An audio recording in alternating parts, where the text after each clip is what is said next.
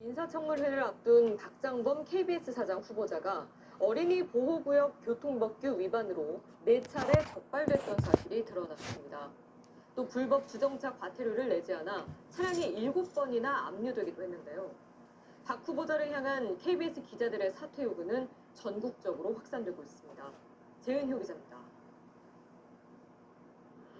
서울 용산구의 한 초등학교 앞 왕복 4차선 도로의 제한 속도가 시속 30km인 어린이 보호구역입니다. 박장범 KBS 사장 후보자는 작년 3월과 6월 이곳에서 신호 위반과 과속으로 한 차례씩 적발됐습니다. 9시 뉴스를 진행하던 올해 6월에도 경기도 남양주에서 어린이 보호구역 속도 제한을 위반했습니다. 어린이 보호구역 법규 위반 등의 처벌이 강화된 민식이법 시행 이후 이처럼 박 후보자가 벌금을 부과받은 스쿨존 위반은 모두 4차례. 등하교 시간에는 우르르 굉장히 많이 쏟아져 나오고 쏟아져 들어갑니다. 그러시면 안 되죠. 자꾸 속도 위반하면 그리고 이제 습관인 것 같아서. 앞서 박 후보자는 아들의 과거 위장 전입에 대해 8차선 도로를 건너야 하는 아들의 등굣길 안전을 걱정했기 때문이라고 했지만 자신은 어린이 보호구역 운행에 부주의했던 겁니다. 박 후보자는 또 최근 10년간 주정차 위반 과태료를 9번이나 부과받았습니다. 그 이전에는 또 다른 불법 주정차 과태료를 6개월 넘도록 내지 않아 차량이 여러 차례 압류당했던 걸로 드러났습니다. 박 후보자가 소유했던 차량 석 대의 자동차 등록원도 지난 2006년부터 주정차 위반 과태료 미납으로 차량이 7번 압류됐습니다. 압류 조치된 차량이 한 달 뒤 다른 위반으로 압류되기도 하고 바로 그 다음 날에는 다른 차량이 압류를 당했습니다. 박장범 후보자 측은 교통법규 위반 지적을 엄중하고 겸허히 받아들이며 앞으로 이런 일이 발생하지 않도록 주의하겠다고 밝혔습니다. 이미 서울의 KBS 기자 495명이 기수별 성명을 낸 데 이어 박 후보자에 대한 공개 비판은 전국적으로 확대되고 있습니다. KBS 기자협회와 KBS 전국 기자협회는 오늘 공동 입장문을 내고 박 후보자는 앵커의 권한이라며 후배들의 기사를 제멋대로 소개했고 조그마한 파우치라는 말로 KBS 뉴스의 공정성과 중립성의 대못을 받았다며 사퇴를 촉구했습니다. MBC 뉴스 재은유입니다.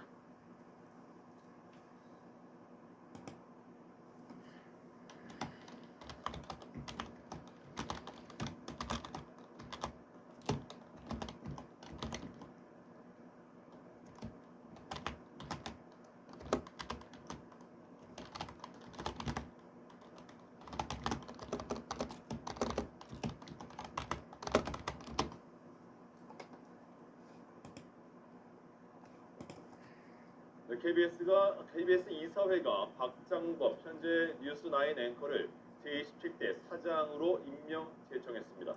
KBS 이사회는 오늘 임시 이사회를 열고 박 앵커와 박민 현 사장, 김성진 방송 뉴스 주간 등 3명에 대한 면접 끝에 박 앵커를 최종 후보자로 결정했다고 밝혔습니다. 이사회가 사장 임명을 제청하는 공문을 인사혁신처로 보내면 국회 인사청문회를 거쳐서 대통령이 신임 사장을 임명하게 됩니다.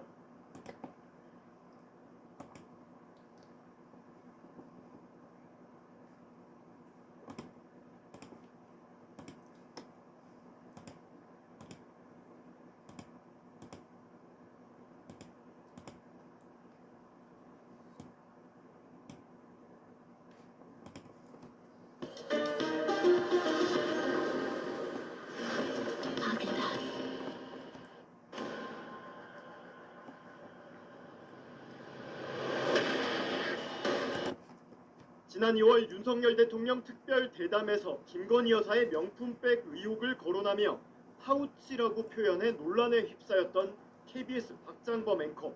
KBS 사장에 지원한 뒤 유력 후보자로 거론되고 있는 박 앵커가 오늘 실시된 이사회 면접에서 명품이라고 부르는 건 부적절하다며 파우치로 부른 이유를 설명한 것으로 알려졌습니다. 박 앵커는 기본적으로 언론에서 구분하는 품목은 생필품과 사치품이지 명품은 들어있지 않다며 수입산 사치품을 명품이라고 불러야 한다는 건 부적절하다고 생각한다고 말했습니다. 그는 대상이 대통령이라고 특별히 용어를 선택하지는 않는다며 삼성은 갤럭시고 애플은 아이폰이듯 제조사에서 붙인 이름을 쓰는 게 원칙인데 문제가 된 상품을 찾아보니 디올 파우치였다고 주장했습니다. KBS 이사회는 박앵커를 비롯해 박민현 사장과 김성진 방송 뉴스 주간 등 3명을 놓고 면접을 진행한 뒤 표결로 최종 후보를 선정해 윤 대통령에게 임명을 제청할 계획입니다. 하지만 법원이 방통위의 2인 체제에 분명한 문제를 제기한 상황에서 2인 체제 아래 구성된 KBS 이사회가 사장 선임을 강행하는 건 불법이라는 지적이 나오고 있습니다. 보도와 제작 편성에 재갈을 물려온 자격 미달자들을 후보자로 내세워 진행되고 있는 현 KBS 이사회의 사장 선임 절차는 당장 중단되어야 합니다. 방통위 2인 체제에서 불법적으로 선임된 이사진이 신임 사장을 선임하는 절차 자체는 원천 무효입니다. 오늘 하루 총파업을 선언한 전국언론노조 KBS 본부도 2인 체제 방통위에 위법한 의결로 임명된 이사들이 KBS 사장을 선임하는 건 원천 무효라고 반발했습니다. 2017년 총파업 이후 7년 만에 단체 행동에 나선 KBS 본부는 용산 방송 거부하고 돌아가자 국민방송이란 구호를 외치며 단체 행동을 이어가고 있습니다. KBS는 오늘 하루 진행되는 파업 여파로 일부 뉴스 프로그램을 결방 또는 축소 편성했습니다.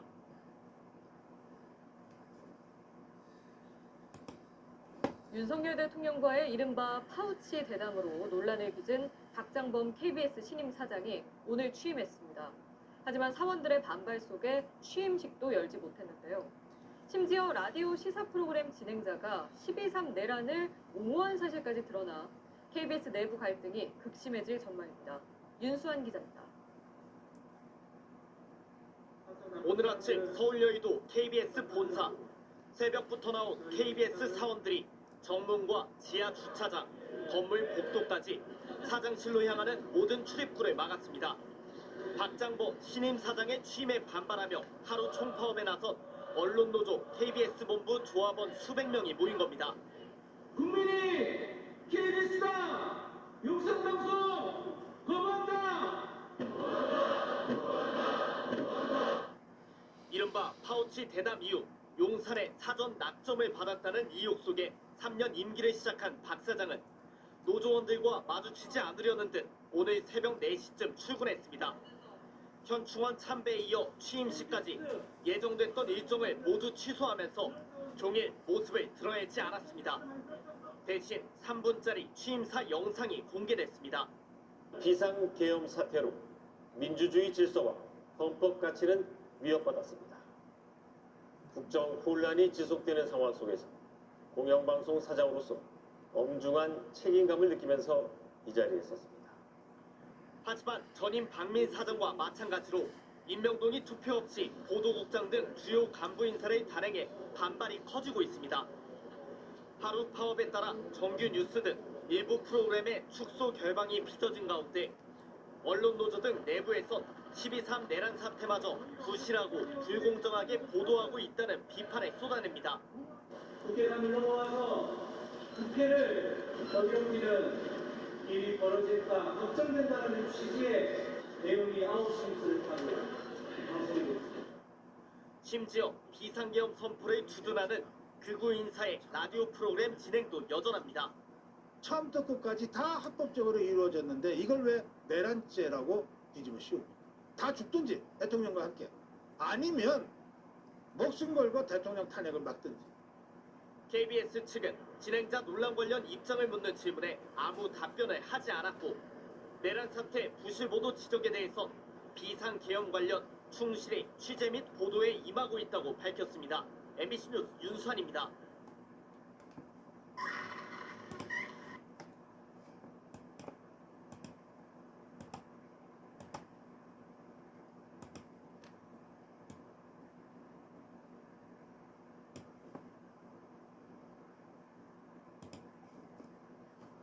박장범 KBS 9시 뉴스 앵커가 KBS 차기 사장 후보로 결정된 것을 두고 언론계와 정치권에서 후폭풍이 거셉니다. 박 앵커는 어제 면접에서 사치품을 명품이라 부르는 건 부적절하다며 김건희 여사의 명품백을 조그마한 파우치라 표현했던 이유를 해명했는데요. 결국 이번에도 김건희 여사다. 김 여사를 감싸준 것에 대한 보훈 인사라는 비판이 잇따르고 있습니다. 윤수환 기자입니다. KBS 사장 후보로 임명 제청된 박장범 앵커. 지난 2월 대통령과의 대담 때 했던 파우치 발언이 국회 국정감사장에 소환됐습니다. 파우치. 외국 회사 조그마한 백이죠. 김건희 여사의 명품백 수수 사건을 외국 회사의 조그만 백이라고 애써 축소한 사람이 KBS 사장이 된다는 겁니다. 어제 KBS 이사회의 면접 심사 과정에서 박 후보자는 사치품을 명품이라 부르는 게 부적절해서 명품백이란 표현을 쓰지 않은 것이라고 해명했습니다. 인터뷰 대상자가 대통령이라고 해서 특별히 용어를 선택하지도 않았다고 했습니다. 수입산 사치품을 왜 명품이라고 불러야 하는지 그건 부적절. 우리 이 방에서 이 회의실에서 이 말이 무슨 말인지 아는 사람 있습니까? 손 한번 들어보세요. 국민들이 이것이 과연 정권의 보훈 인사가 아니냐라는 얘기가 나오고 있는 상황이기 때문에 박 앵커는 KBS 사장 지원서에 행정, 입법, 사법 권력에 대한 감시와 견제 기능을 강화해야 한다고 적었지만 안팎의 논란은 여전합니다. 이슈 가지고서 부부싸움 하셨어요? 전혀 안 했습니다. 안 했습니까? 언론계와 시민사회에서도 비판이 잇따랐습니다. 제 얕은 영어 상식으로는 파우치와 명품백이 무슨 동의인지를 모르겠습니다. 이거는 사실 보도가 아닙니다. 허위 보도입니다. 박 앵커는 국회 인사청문회를 거친 뒤 대통령이 임명하면 오는 12월 10일부터 임기 3년의 KBS 사장에 취임합니다. MBC 뉴스 윤수환입니다.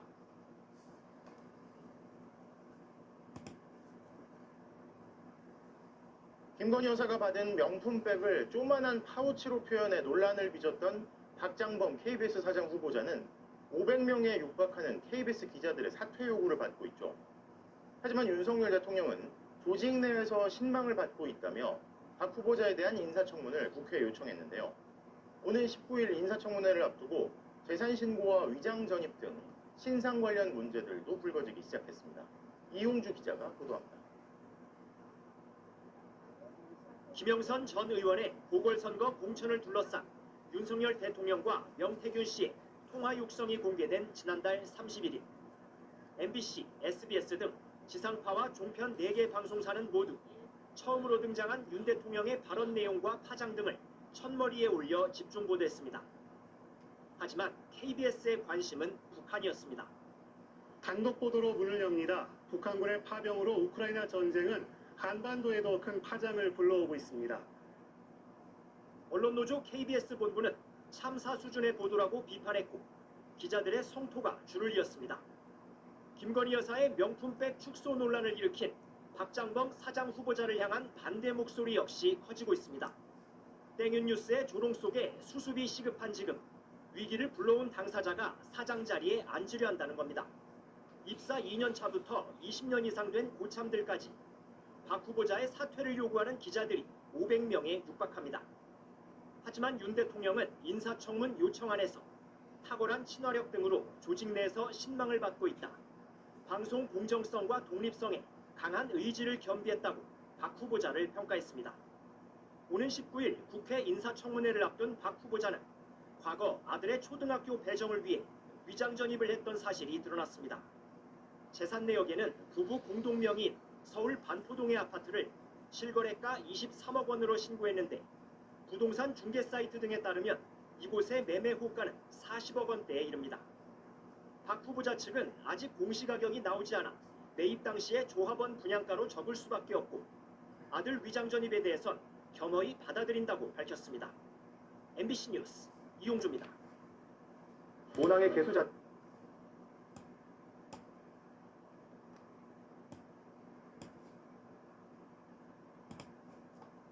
올해 초 윤석열 대통령과의 대담에서 김건희 여사의 디올백을 조그만 파우치라고 표현했던 KBS 박장범 현 앵커가 현직인 박민 사장 등을 제치고 KBS 차기 사장 후보로 결정됐습니다. 언론노조 KBS 본부와 야권 추천 이사들은 즉각 반발하며 선임 무효를 위한 법적 대응 등을 예고했습니다. 이혜리 기자가 보도합니다.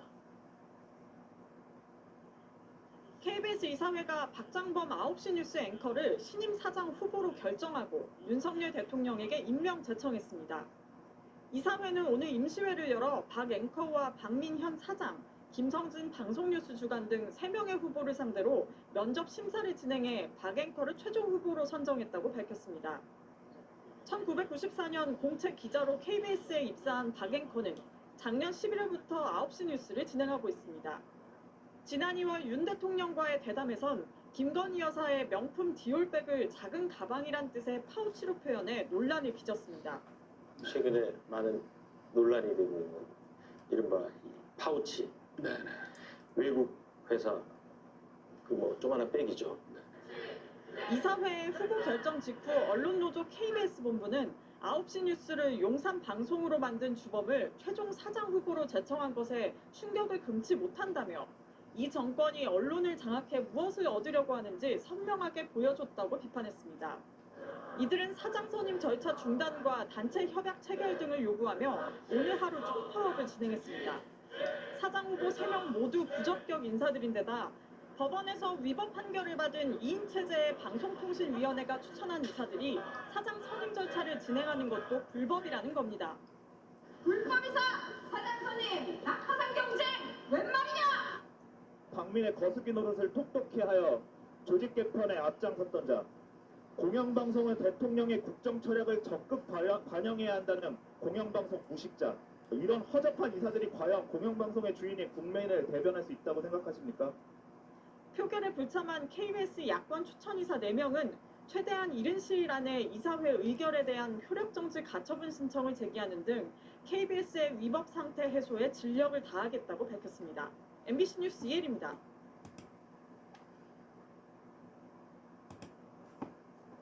박장범 뉴스9 앵커가 KBS 신임 사장 후보가 됐습니다. KBS 이사회는 오늘 임시 이사회를 열고 박 앵커를 사장 최종 후보자로 결정했습니다. 박 앵커는 지난 2월 윤석열 대통령과 대담에서 김건희 여사의 명품 디올백을 파우치로 표현해 논란이 됐습니다. 이른바 파우치. 외국 회사 그 뭐 조그마한 백이죠. 방송 직후 사안을 의도적으로 축소하려 했다는 비판이 나오기도 했습니다. 박 앵커는 오늘 면접에서도 수입산 사치품을 명품이라고 부르는 건 부적절하다고 말했습니다. 또 인터넷에 찾아보니 디올 파우치였다며 제조사가 붙인 이름을 쓰는 게 원칙이라고도 했습니다. 대선임을 노렸던 박민 사장은 임기 13개월 만에 KBS를 떠나게 됐습니다. 자신이 9시 뉴스 앵커로 발탁한 박 앵커에 의해 연임이 가로막히게 된 겁니다. 언론노조 KBS 본부는 박 앵커가 사장 최종 후보에 오른 데 대해 비판했습니다. 김건희 여사가 수수한 명품백을 조그만 파우치라고 축소해서 KBS를 용산방송으로 만든 주범인 박장범을 최종 사장 후보로 임명한 것에 충격을 금할 수 없습니다. KBS 사장 선임 결과는 결국 이 정권이 언론을 장악해서 무엇을 얻으려고 하는지를 선명하게 보여주었다고. 이들은 사장 선임 절차 중단을 요구하며 오늘 하루 총파업을 진행했습니다. KBS 야권 추천 이사들도 절차상 문제가 있다며 이사회 의결에 대한 효력정지 가처분 신청을 내겠다고 밝혔습니다.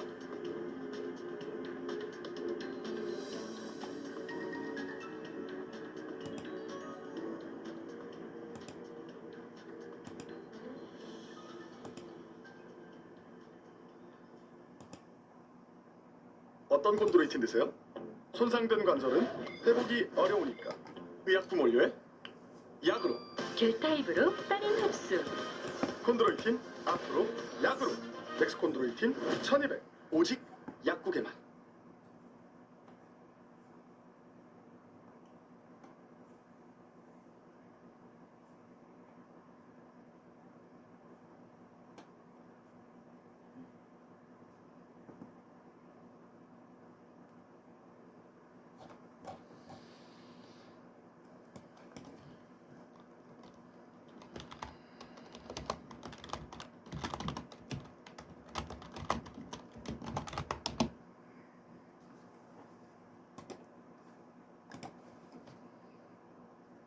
폭염으로 인해 사건 사고도 잇따랐습니다. 물놀이 사고와 열사병으로 사망자가 발생했고 전력 사용 급증으로 전국 곳곳에서 정전도 속출했습니다. 신선민 기자가 보도합니다. 구조대원이 계곡물 속에서 사람을 끌어안고 이동합니다. 물놀이를 하던 18살 남학생이 수심이 깊은 계곡에서 발견된 건 오늘 낮 12시 반쯤. 인근 병원으로 이송됐지만 결국 숨졌습니다. 맹렬한 무더위 속에 열사병 사망자도 발생했습니다. 어제 오전 경북에선 폭염 속에 나무를 베던 50대 남성이 발작 증세를 보이며 쓰러졌습니다. 열사병으로 숨진 것으로 추정됩니다. 오늘 낮엔 폭염 속에 산악 마라톤을 하던 40대 남성이 현기증과 호흡곤란을 호소해 병원으로 옮겨지기도 했습니다. 불볕더위로 고속도로 일부가 균열되고 부풀어 올랐습니다. 이 사고로 차량 여러 대의 타이어가 파손됐고 긴급 복구 작업이 이루어지면서 편도 1, 2차로가 통제되기도 했습니다. 1, 2차로는 밤 12시까지 지금 예정이 있고요. 3차로는 새벽 5시까지 저희가 진행할 계획으로 있습니다. 에어컨 사용이 늘면서 전력 사용 급증으로 정전도 잇따랐습니다. 어젯밤엔 열대야 속에 서울 아파트 천여 가구가 정전돼 주민들이 폭염에 그대로 노출됐습니다. 다 먹통을 하여튼 반전이 됐어요. 뭐가 툭 그러더니 그렇게 되네. 너무 더워가지고 기가 딱 막히잖아요.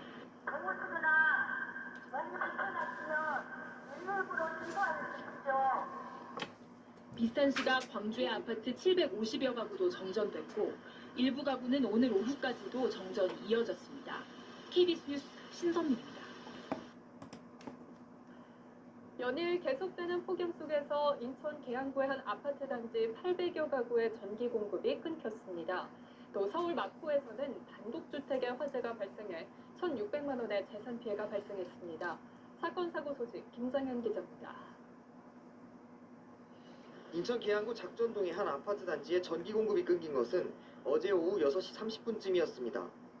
정전으로 이 아파트 단지 840가구가 무더위 속에 냉방기구를 쓰지 못해 큰 불편을 겪었습니다. 저녁 9시쯤 600가구에는 전기 공급이 재개됐지만 고장난 변압기와 직접 연결되어 있는 나머지 240가구의 전기 공급은 밤새 끊겼습니다. 한국전력은 폭염에 냉방 설비 사용이 늘면서 과부하로 변압기가 고장난 것으로 추정된다고 밝혔습니다. 비슷한 시각 서울 마포구의 한 단독주택에서는 불이 나 1시간 만에 꺼졌습니다. 안방에서 시작된 불로 58살 성모 씨가 연기를 마신 뒤 구조됐고 1,600만 원의 재산 피해가 발생했습니다. 밤 10시 30분쯤 울산 앞바다에서는 예인선이 자초돼 34명이 해경에 구조됐습니다. 바리선을 끌고 울산에서 포항으로 항해를 하던 중에 사고가 난 것으로 알려진 가운데 해경은 침몰한 예인선에서 기름이 새어나오지 않도록 하는 한편 정확한 사고 경위를 조사하고 있습니다. 앞서 오후 6시쯤 청주 서원구의 한 식당에서는 A씨가 숨진 채 발견돼 경찰이 수사에 들어갔습니다. 숨진 A씨의 몸에서 둔기로 맞은 것으로 추정되는 상처를 다수 발견한 경찰은 식당 주인과 주방장을 살인 혐의로 체포해 조사하고 있습니다. 연합뉴스TV 김장현입니다. 앨리스, 병력 테스트. 덕질, 어디까지 해봤니? 야덕, 모든 구장 원적. 인천 계양구에 있는 한 아파트 단지에서 도로 밑에 있던 정화조가 폭발하는 사고가 났습니다. 다행히 다친 사람은 없었지만 주변 아스팔트 도로가 파손되고 또 악취로 주민들이 큰 불편을 겪고 있습니다. 현장에 취재기자 나가 있습니다. 김태원 기자. 네, 인천 작전동에 나와 있습니다. 네, 폭발 사고라고 하니까 주변에 계셨던 분들 그리고 주민들도 너무 놀랐을 것 같은데 현장 상황 전해주시죠. 네, 지금 제 뒤로 보이는 곳이 바로 폭발 사고가 난 현장입니다. 통제선 너머를 보시면 아스팔트 도로가 내려앉았고 주변으로는 깨진 도로 잔해들이 널브러져 있습니다. 오늘 오후 2시 40분쯤 이곳 인천 작전동에 있는 아파트 정문 앞에서 도로가 폭발하는 사고가 난 겁니다. 도로 아래에 있는 지하 정화조가 가스 압력을 이기지 못하고 폭발한 것으로 추정되는데 다행히 현재까지 다친 사람은 없는 걸로 알려졌습니다. 하지만 폭발 사고가 난 도로가 산산이 조각났고 간이화분 등 주변 구조물도 충격을 이기지 못해 쓰러졌습니다. 경찰과 소방이 현장에 출동해 폭발 원인을 조사하고 있습니다. 한국가스공사 관계자들도 아파트 단지로 출동해 사고 원인을 파악하고 있습니다. 아파트 주민들은 무언가 펑 터지는 소리가 들렸고 주변에 악취가 진동했다고 전했습니다. 현장 바로 옆에 있는 상가 2층에서도 폭발 장면이 목격될 정도였다고 하는데 최초 목격자의 이야기를 직접 들어보시겠습니다. 아이들 수업하고 있는데 창문으로 하얗게 이제 분출이 되는 모습이 보여서 밖에 보고선 이제 가스 냄새가 나가지고 바로 112하고 119에 신고를 하게 됐습니다. 경찰과 소방은 추가 폭발 위험은 크지 않지만 불이나 전기가 닿으면 2차 사고로 이어질 수 있는 만큼 사고 현장을 통제하고 있습니다. 또 정화조 청소 시기가 지난 것 같다는 전문가 분석을 토대로 정확한 사고 원인을 조사하고 있습니다. 지금까지 인천 작전동에서 YTN 김태원입니다.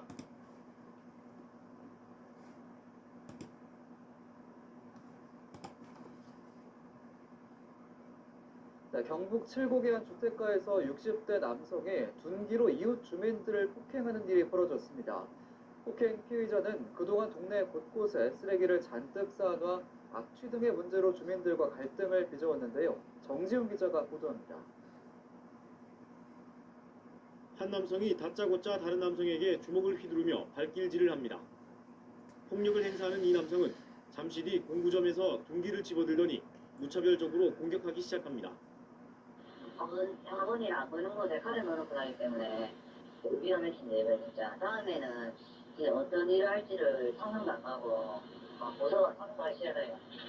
폭력을 가한 남성은 62살 A씨. A씨는 재활용 쓰레기를 자신의 집과 주택가 골목에 쌓아두면서 이웃들과 10여 년간 갈등을 빚어왔습니다. 주민들은 쓰레기 악취와 먼지뿐만 아니라 A씨의 심한 욕설이라는 이중고에 시달려온 상황. 참다 못한 주민이 강력히 항의하자 이번엔 둔기 폭행 사건까지 벌어진 겁니다. 경찰은 A씨를 재범 가능성이 높다고 보고 특수상해죄로 구속영장을 신청했지만 도주 우려가 없다는 이유로 기각돼 범행 이틀 만에 풀려났습니다. 주민들은 A씨가 이 마을에서 10년 넘게 행패를 일삼아왔다고 전했습니다. 애들 많이 다녔어요, 예전에는. 근데 제가 오고 나서부터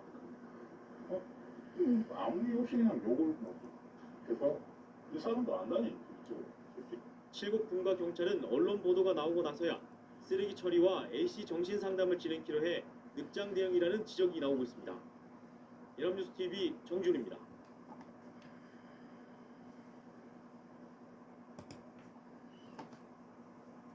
이 같은 장맛비에 환경사고도 끊이질 않는데요. 군산 지역에서 악취 민원이 크게 늘고 있습니다. 대기업 계열 공장이 의심시설인데 기준치의 3배가 넘는 수치가 나왔습니다. 시설 개선에 필요한 시간만 최소 1년. 늑장 대처에 주민 반발이 커지고 있습니다. 송인호 기자입니다. 군산 지역을 기반으로 하는 인터넷 카페입니다. 광범위한 지역에서 악취를 호소하는 글로 도배되다시피 했습니다.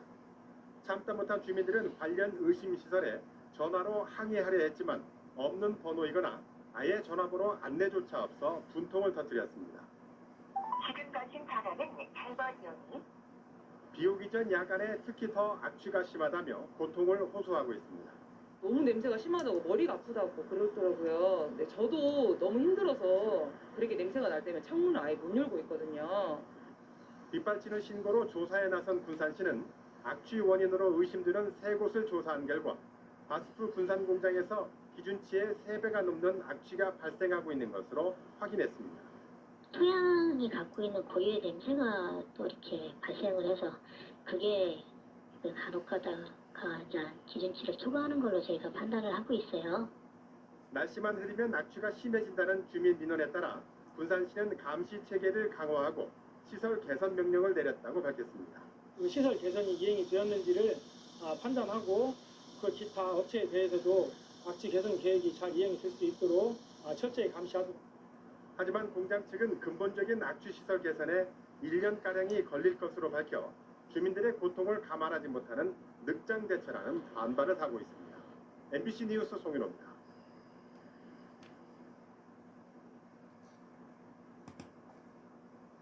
새로운 역사가 쓸 태초의 세계로 당신을 초대합니다. 위대한 문명을 건설한 하수종말 처리장 인근 아파트들에서 수년째 악취 민원이 제기돼 왔지만 여수시가 43억 원을 들여 시설을 확충했는데 민원은 끊이질 않고 있습니다. 애초에 하수종말 처리장 인근에 여수시가 무리하게 아파트 건축 허가를 내줘 민원의 소지를 제공했다는 주장이 힘을 얻고 있습니다. 강서영 기자가 취재했습니다.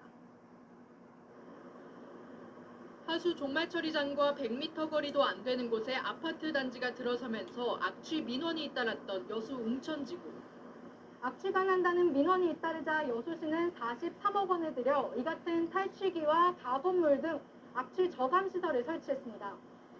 그럼에도 악취가 난다는 민원은 현재까지 끊이질 않고 있습니다. 근육 냄새랑 그런 음식물 썩는 냄새 그런 류의 악취가 났다가 안 났다가 집에 환기를 좀 시켜야 되는데 환기도 못 시킬 정도.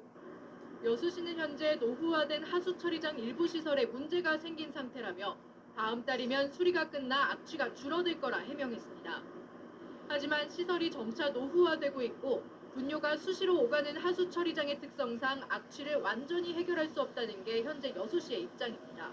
공부를 잡는다고 솔직히 말 못하고 그렇으니까 이걸 30초 수강하면 또 바람도 영향이 좀 있을 수가 있고 이쪽에 있는 기계들은 아무래도 좀 침을 너무 되기 때문에 애당초 여수시가 하수 처리장 인근에 무리하게 아파트 건축 허가를 내줘 악취 민원의 소지를 제공했다는 지적도 나옵니다. 지금 아파트가 들어설 자리는 해양 관광 휴양 상업지구로서 아파트가 들어설 자리가 아닙니다. 그럼에도 도시계획을 변경해서 아파트를 허가를 내준 자체가 문제죠. 악취가 잇따르자 주민들은 타도시 사례를 들며 하수 처리장 지중화 등의 근본 대책을 요구하고 있는 상황. 그러나 하수 처리장 지중화에 필요한 수천억 원의 예산 확보에서부터 난항이 예상됩니다. 현재 여수시는 소송 등이 얽혀 아파트 건설 시행사로부터 악취 저감 시설 설치 명목 기부금 15억 원조차 회수하지 못하고 있는 상황입니다. MBC 뉴스 강서영입니다.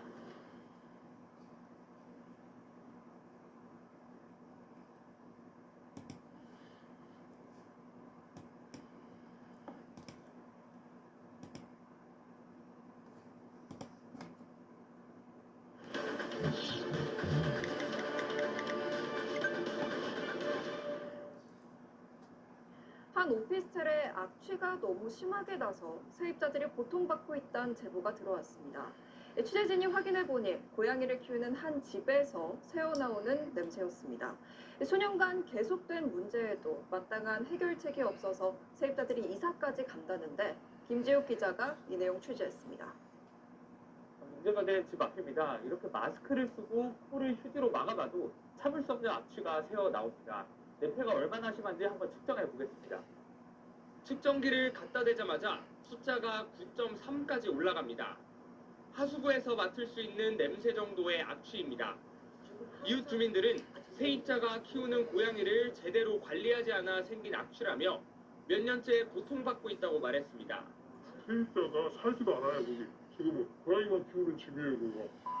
처음만 해도 벌써 2번째 바뀐 거예요. 옆에도 마찬가지. 해당 가구는 관리비를 4년째 내지 않아 수도와 전기, 가스가 끊긴 상황. 수소문 끝에 연락이 닿은 세입자는 고양이 4마리를 키우다 사업이 실패해 집을 나왔다며 집주인한테는 양해를 구했고 하루 한 번씩 들러 고양이를 돌보고 있다고 주장했습니다.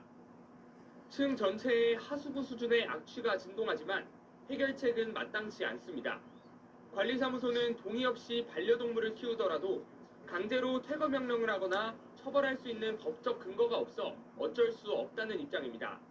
참다 못한 주민들이 관할구청에 민원을 넣었지만 해결책은 찾지 못했습니다. 관할에서는 방법이 없고 분리조치 정도까지는 하는데 그것도 한정적이야. 경찰이 나서도 세입자가 거부하면 문을 열고 들어갈 수 없어 동물의 안전조차 확인하기 어렵습니다. 법적 근거 이런 게 있다라고 한다면 그분들도 열심히 움직이실 텐데 그런 부분에서 아직 많이 미비하다 보니까 공동 주거시설의 경우 층간소음 외에도 각종 냄새 등으로 인한 다툼도 빈번한 만큼 적절한 대책 마련이 필요하다는 지적입니다. SBS 김지욱입니다.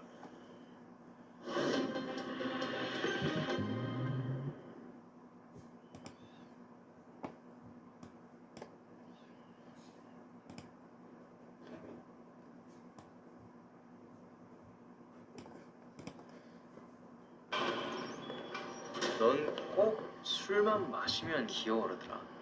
틀것. 기록적인 폭염이 나타났던 올여름이 유난히 힘들었던 사람들이 있습니다. 한센인 정착촌인 여수 도성마을 주민들인데요. 주민들은 정책의 사각지대에 방치돼 악취와 유해물질에 시달리고 있습니다. 보도에 조희원 기자입니다. 한센인들이 모여 살았던 여수 도성마을. 한센인을 위한 의료봉사를 펼쳤던 손양원 목사가 지은 애양원 교회를 따라 들어선 마을입니다. 이 마을 주민들에게 올해 여름은 유난히 견디기 힘들었습니다. 마을 전체에 진동하는 축사의 악취 때문입니다. 문을 못 열어요. 그 여름에 본인들 문을 못 열었는데 바로 냄새가 들어오는 구조라서 더운데 창문을 못 여시는 거예요. 빨래를 조금만 내놔도 냄새가 배어버려요 금방. 주민들은 나이가 들어 축산업을 포기한 지 오래지만 외지에서 들어온 사람들이 대규모 축산 농가를 만들어 악취가 끊이지 않고 있다고 주장합니다. 더 큰 문제는 마을 곳곳에 위치한 오래된 폐축사가 발암물질인 성면 슬레이트로 돼 있다는 겁니다. 기초생활수급으로 연명하는 노인들이 대다수인 마을 주민들은 수십억에 이르는 축사 철거 비용을 감당할 엄두가 나지 않아 바라만 볼 뿐입니다. 여수시는 지난 2009년부터 환경부의 지원을 받아 슬레이트 철거 지원 사업을 시행하고 있지만 주택을 우선 대상으로 하고 있어 도움을 받을 수 없는 실정입니다. 도성마을은 주택과 축사가 인접해 있어 사실상 주택이 슬레이트로 된 것과 다름없지만 주택이 아니라는 이유로 정책의 사각지대에 방치된 셈입니다. 한때 200가구에 달했던 마을 주민들은 이제 절반도 채 남지 않았습니다. 수십 년 동안 외부로부터 고립돼 소외와 무관심 속에서 살아온 도성마을. 주민들은 이제라도 정부가 관심을 갖고 적극적인 대책을 마련해주길 간절히 바라고 있습니다. MBC 뉴스 조희원입니다. 포항시 기계면의 한 작은 마을이 돼지 축사 운영을 놓고 시끄럽습니다. 주민들은 10년이 넘도록 축사에서 나온 악취와 분뇨로 환경 피해를 입었다며 축사 폐쇄를 요구하고 있습니다. 박상한 기자가 보도합니다. 포항시 기계면의 한 축사, 10년이 넘도록 운영된 돼지 축사는 마을 회관에서 직선거리로 100m에 있습니다.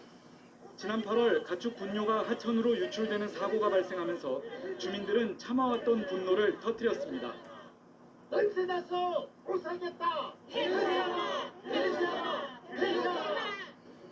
주민들은 최근 5년 동안 환경오염 문제로 고발과 과태료 처분을 수차례 받았지만 오히려 축사는 증설됐다고 주장하고 있습니다. 주민들은 청정지역이었던 마을이 지금은 심각한 악취로 친인척이 찾아오기 힘들 정도라고 하소연합니다. 아들 있어도 내일날 손자들 다 올라 크고 불 태그치가 안 보고 불 태그치가 안 보고 지금 살 수가 없다. 주거지역과 800m 이내에는 돼지 축사를 못 짓도록 하는 포항시 조례가 있지만 이곳에선 아무 소용이 없습니다. 이미 오래전 지어져 조례 적용을 받지 않기 때문에 주거지역과 가깝고 민원이 생겨도 법적으로 제재할 방법이 없습니다.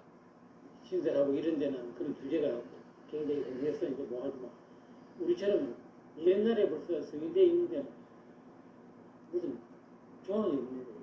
그러니까 이게 자꾸 민원이 발생돼요. 포항시는 축사 운영에 대해 법적으로 문제는 없지만 주민들의 민원도 무시할 수 없는 만큼 합의점을 찾아보겠다고 밝혔습니다. 환경뿐만 아니라 축산이나 건축이나 그쪽에서 같이 점검을 하고 악취 시료나 이런 걸 떠가지고 내가 할 수 있는 거는 최대한 해야죠. 이에 대해 축사 관계자는 이미 수억 원이 넘는 돈이 투자된 상황에서 운영을 중단할 수 없다며 주민과의 협의를 통해 원만한 해결책을 찾겠다고 밝혔습니다.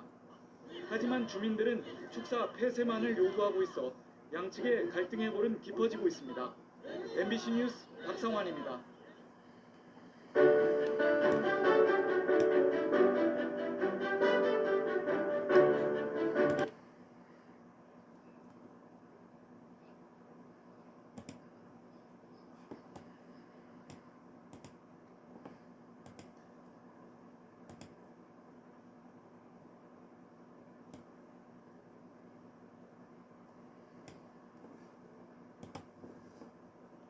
독한 냄새를 뿜어대는 공장 옆에 새 아파트를 지어놓고 대책이라면서 주변에 나무만 심어놓은 곳이 있습니다. 오래전부터 졸속 대책이란 게 예상됐는데도 사업은 그대로 진행됐고 주민들만 고통받고 있습니다. 인천 동아지구를 원종진 기자가 취재했습니다. 기업형 임대주택인 뉴스테이 사업의 첫 입주지 가운데 한 곳, 인천 도하지구 단지입니다. 2천여 세대 규모로 조성된 이 단지는 지난 2월 입주가 시작됐는데 아파트 곳곳에 못 살겠다는 현수막이 걸려 있습니다. 구역들도 나고 결국은 이제 구토를 하면서 나중에는 이게 설사까지 이어지더라고요. 그러면서 몸살이 났어요. 시도 때도 없이 풍겨오는 독한 냄새 때문에 주민들은 구토와 어지럼증을 호소하며 병원 치료까지 받고 있습니다. 냄새가 얼마나 독한지 측정하기 위해 냄새 포집기까지 집에 설치한 주민도 있습니다. 애들이 4명이거든요. 큰 병에 걸릴 것 같은 그런 냄새가 나니까 저는 그렇다 치지만 뭐 저희 아이들 주민들은 독한 냄새의 진원지로 단지 길 건너 도화공단을 지목하고 있습니다. 주물 방식으로 만든 제품을 세척하는 과정에서 독한 화학약품을 쓰는데 그 냄새가 풍겨온다는 겁니다. 문제는 사업 시행사인 인천도시개발공사가 이런 주민 피해를 예상했다는 겁니다.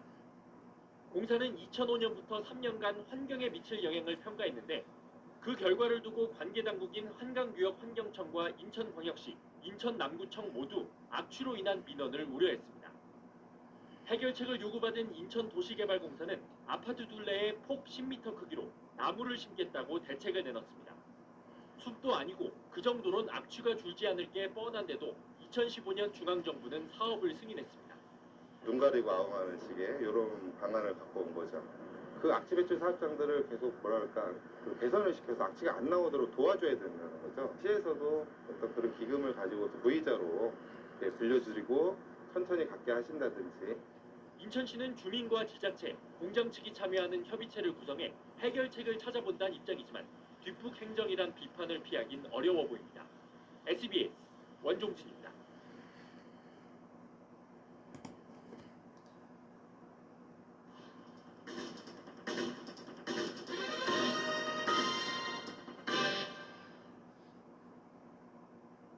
제주산 돼지고기가 전국적으로 인기를 끌면서 돼지를 사육하는 양돈장이 늘어나 주변 지역의 악취도 심각해졌습니다. 이 때문에 제주도가 넉 달 전에 전국에서는 처음으로 양돈장 밀집 지역을 악취관리 지역으로 지정하는 초강수까지 뒀는데 얼마나 개선이 됐을까요? 이슈 추적 순서, 오늘은 악취관리 지역 제도 실시 이후의 실태를 취재해봤습니다. 조인호 기자입니다. 제주에서 양돈장이 가장 많은 마을인 금왕리입니다. 인구는 1200명인데 양돈장 60여 군데에서 키우는 돼지는 15만 마리. 사람보다 돼지가 100배 이상 많은 곳입니다. 폭염이 계속되면서 양돈장들이 창문을 열고 환풍기를 돌리자 주민들은 심한 악취에 시달리고 있습니다. 냄새가 벨까봐 빨래도 내놓지 못하고 비닐하우스 안에 널고 있습니다. 구리구리 썩은 냄새가요. 완전 그냥 팍팍 나요. 팍팍. 진짜 그럴 때는 진짜 살고 싶은 생각이 없어. 어디 떠나고 싶어요. 현대화 사업을 하면서 2층 동사를 다 올렸어요. 하다 보니까 솔직히 500도 하던 게 1000도가 돼가고 1000도 하던 게 2000도가 돼가는 실정입니다. 지금. 올 들어 제주시에 접수된 악취 민원은 558건으로 지난해 같은 기간보다 2배 이상 늘었습니다. 행정기관도 악취를 측정하면서 단속하고 있지만 역부족입니다. 행정부에서는 사법권이 없습니다. 그래서 농장을 자유롭게 출입할 수 있는 부분이 아니고 농장주가 허락해야만이 농장 안에 들어갈 수 있기 때문에 이에 따라 제주도는 지난 3월 도내 양돈장의 5분의 1인 59곳을 악취 관리 지역으로 지정했습니다. 6개월 안에 계획서를 제출한 뒤 1년 안에 악취를 줄이는 저감 시설을 설치하지 않으면 영업 정지와 과태료를 물린다는 것입니다. 하지만 그동안 악취 저감 시설을 새로 설치한 양돈장은 한 군데도 없고 계획서를 제출한 곳도 2군데밖에 없습니다. 악취 관리 지역으로 지정된 지 넉 달이 지났지만 달라진 건 거의 없는 셈입니다. 이런 가운데 양돈 농가들은 악취 관리 지역 지정을 취소해달라는 소송과 가처분 신청을 냈습니다.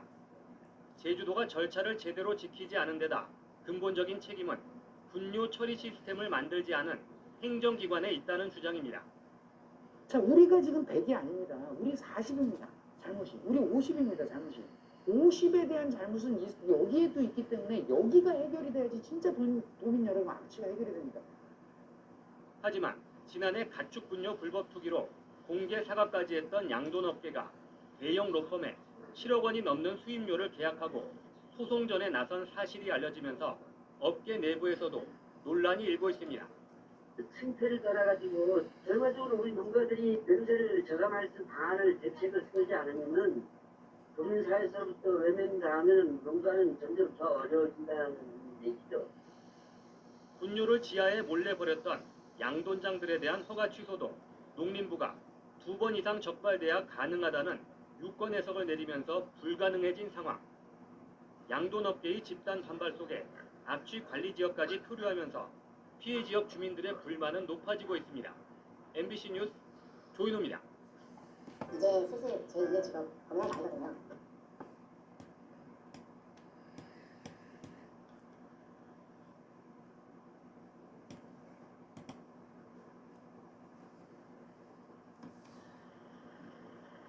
양양군 현남면 4개 마을 주민 50여 명이 농사일을 중단하고 거리로 나섰습니다. 마을 인근에서 운영 중인 돼지 농장에서 나는 악취로 20여 년간 극심한 피해를 입고 있다며 시위를 벌이고 있는 겁니다. 500m 내에 약 가구가 20가구가 거주하고 있습니다. 그분들이 거의 살지를 못하고 있습니다.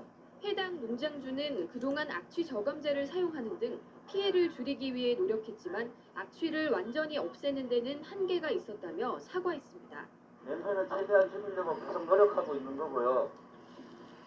그래서 지금 현재도 하고 있고 그렇습니다. 또 앞으로도 비용을 투자해 악취 저감을 위해 적극 노력하겠다는 입장입니다. 주민들은 보다 근본적인 대책 마련을 요구하고 나섰습니다. 완전한 악취 제거는 어려운 만큼 농장을 이전하거나 폐업해야 한다는 겁니다. 양양군은 농장주와 협의해 폐업하는 방안도 적극 검토 중이라고 밝혔습니다. 비용이 상당히 많이 들어간 부분이 있답니다. 그래서 그 부분까지 지금 나름대로 좀 조율을 해가지고 서로 이제 협의점 찾아서 폐업적으로 가닥을 잡아서 추진하는 걸로.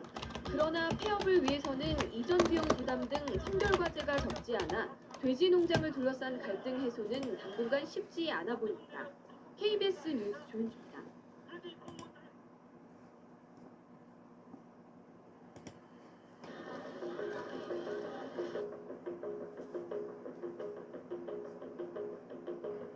우리 아이가 하는 말에 의하면 샤워실에 당연히 너무 지저분하게 쓸 수 없습니다.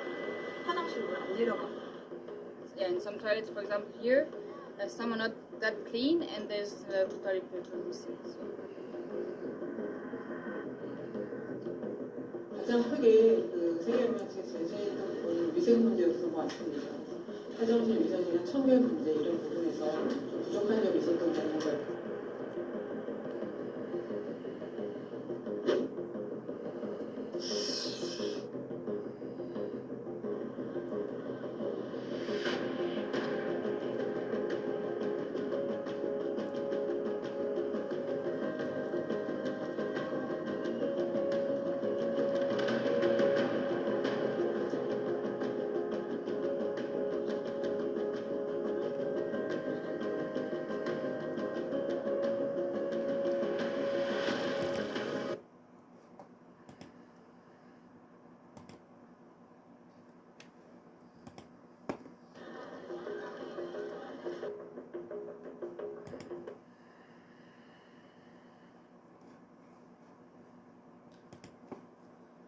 시멘트 바닥에 구멍만 뚫린 이른바 푸세식 화장실, 화장지도 그냥 바닥에 놓여 있습니다.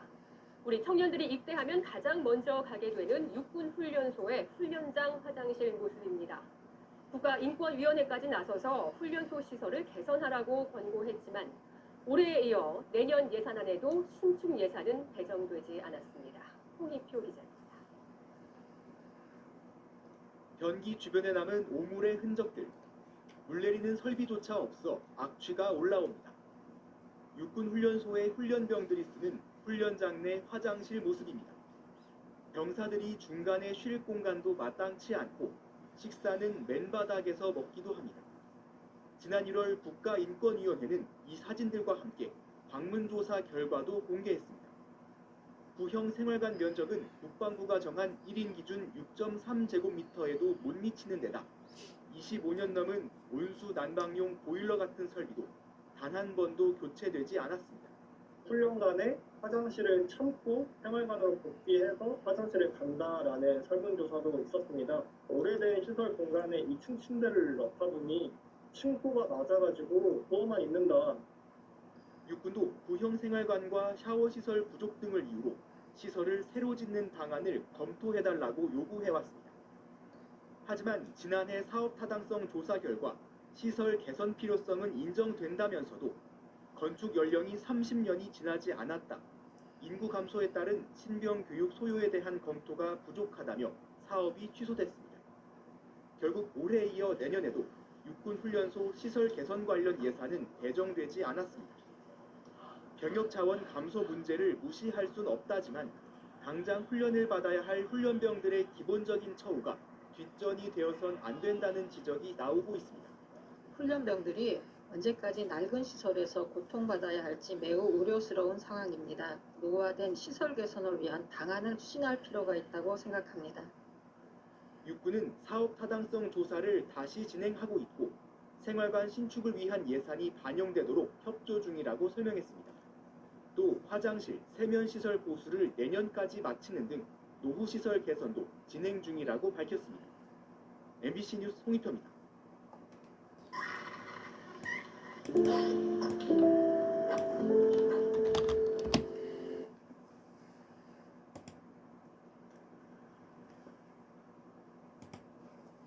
농촌 마을에서는 아직도 집 밖에 있는 재래식 화장실을 사용하는 어르신들이 많습니다.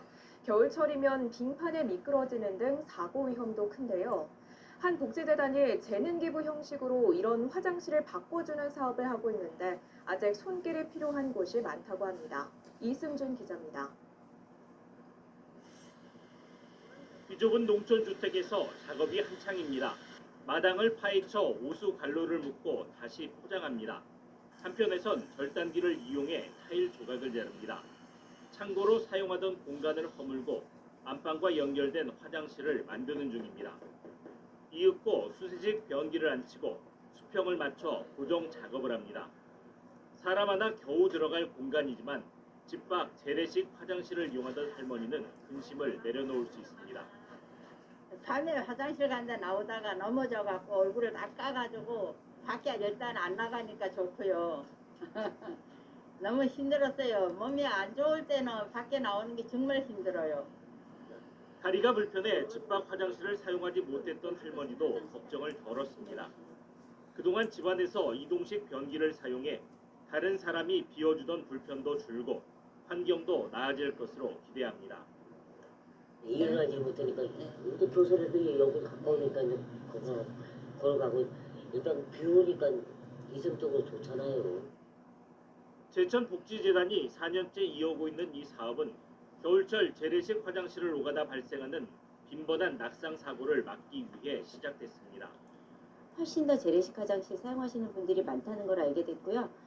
내 집에서 오래 건강하게 사실 수 있도록 하시는 게 가장 기대 효과라고 생각합니다.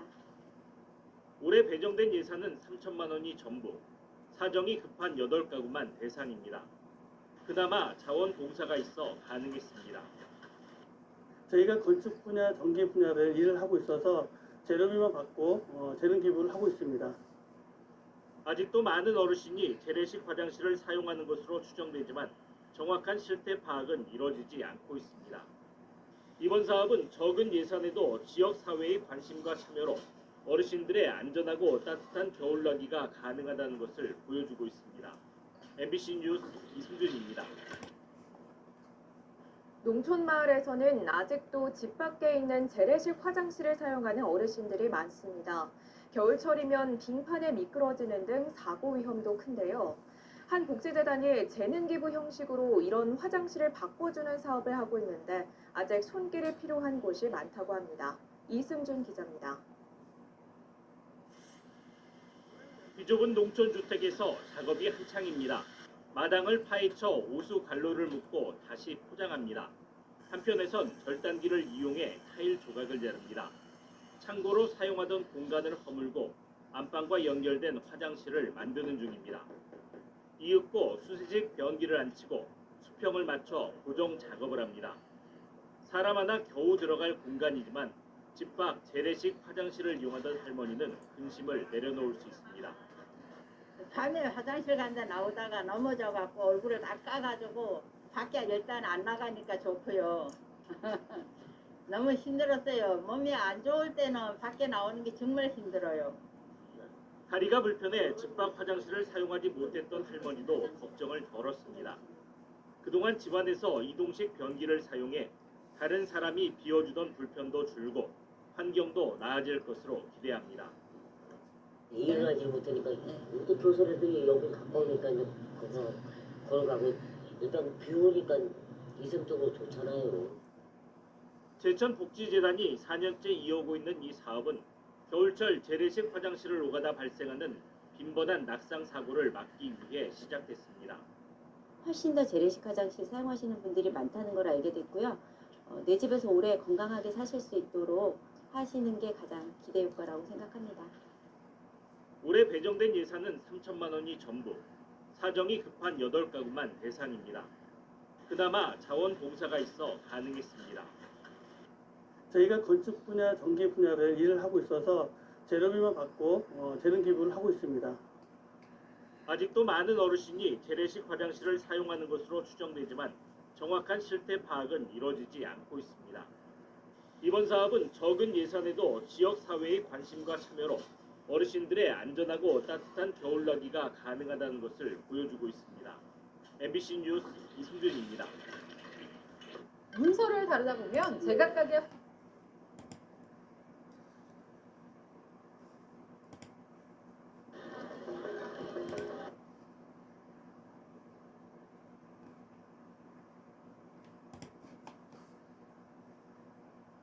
지난달 19일 새만금 잼버리장에 설치돼 샤워장의 바닥 부분입니다.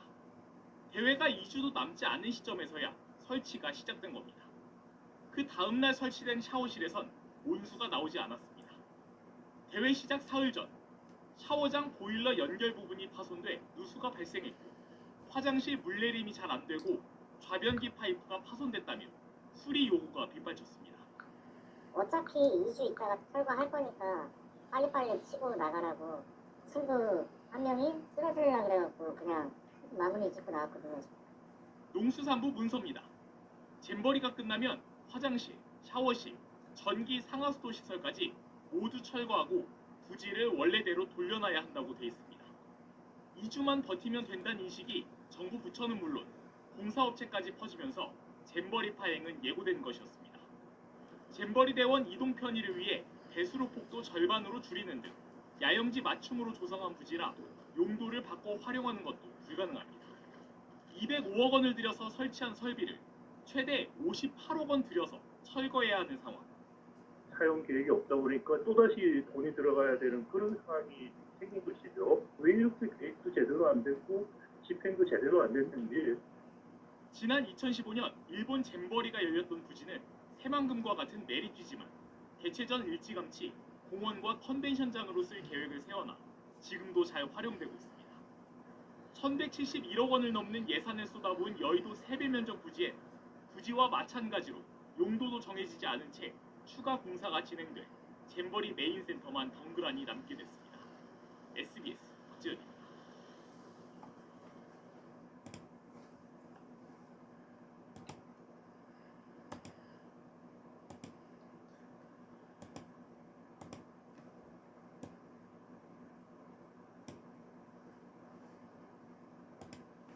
옛날 시골 할머니 댁에 가면요 종종 볼 수 있었던 재래식 화장실, 이른바 푸세식이라고 하는데 기억하시는지 모르겠습니다. 네, 조금은 지저분하고 불편해 보이던 이 재래식 화장실이 과학과 만나서 도시 텃밭을 건강하게 가꾸고 있다고 합니다. 이혜리 기자입니다. 상추와 치커리를 정성스레 돌보는 손길이 분주합니다. 따사로운 봄 햇살 아래 채소들은 하루가 다르게 쑥쑥 자라납니다. 평범해 보이는 도시 텃밭. 하지만 이곳엔 조금 특별한 시설이 들어서 있습니다. 바로 사람의 분뇨를 비료로 쓸 수 있도록 만들어진 친환경 화장실입니다. 물을 사용하지 않고 분뇨를 모아 비료로 쓰던 과거 선조들의 지혜에서 착안했습니다. 하루에 10번이라고 치면은 화장실에서 쓰는 물 자체가 이 하루에 한 사람당 120리터가 됩니다. 그래서 이 물을 좀 줄여야 될 의무가 있습니다. 냄새나고 비위생적이라는 재래식 화장실에 대한 선입견은 간단한 과학 원리로 극복했습니다. 자동으로 회전하는 장치가 용변에 따라 작동해 대소변을 각각 정해진 통로로 빠져나가게 합니다. 환기구를 발 위치에 설치한 것은 냄새가 코를 거치지 않고 바로 빠져나가게 하기 위한 겁니다. 이렇게 얻어진 친환경 비료는 농부들에게 인기 만점입니다. 질소질이 많이 필요할 때 이때 좀 뿌려주면 좋죠. 굉장히 식물들이 잘 자라고 있어요. 그 모습만 보면은 아주 그냥 기분이 흐뭇하고 좋습니다. 환경을 지키고 텃밭을 건강히 가꾸는 신기술. 하찮아 보이는 것의 가치를 찾아준 것은 바로 과학의 힘이었습니다. YTN 사이언스 이혜리입니다. 잇몸이 내려앉아 치약 뿌리가 보이신다고요? 여기 잇몸 메이커 하나.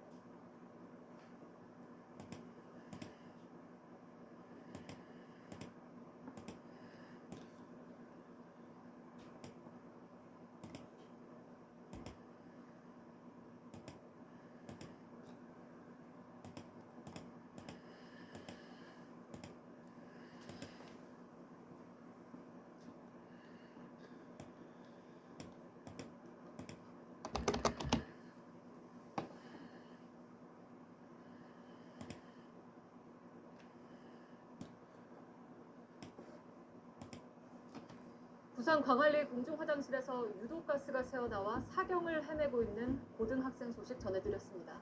저희 취재진이 현장을 점검했더니 사고가 날 수밖에 없는 상태였습니다. 환풍기는 기능을 못했고 정화조 덮개는 구멍이 숭숭 뚫려 있었습니다.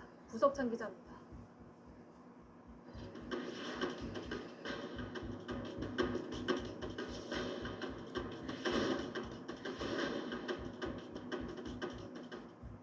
황화수소가 새어나온 정화조의 뚜껑 부분입니다. 멍성한 나무 판자 밑으로 구멍 뚫린 철판이 보입니다. 구멍으로 낙치와 함께 가스가 올라옵니다. 화장실 세면대 아래도 마찬가지입니다. 모두 하수도법의 밀폐 규정을 어긴 겁니다. 사고가 난 화장실입니다. 환풍기 상태는 어떤지 허락을 받은 상태에서 직접 실험해 보겠습니다. 신문지를 태워 연기를 피웠습니다. 제 기능을 못해 5분이 지나도록 연기가 자욱합니다. 눈이 아플 만큼 연기가 안 빠져요. 해명은 궁색합니다. 하지만 사고가 난 곳은 환기가 어려운 지하 공간이었습니다. 그런데도 관할구청은 20년 넘게 점검 한 번 하지 않았습니다. 피해 학생 가족은 예견된 사고였다며 국민청원을 올렸습니다. 부산시는 뒤늦게 600여 개에 이르는 시내 모든 공공화장실을 긴급 점검키로 했습니다. JTBC 구석찬입니다.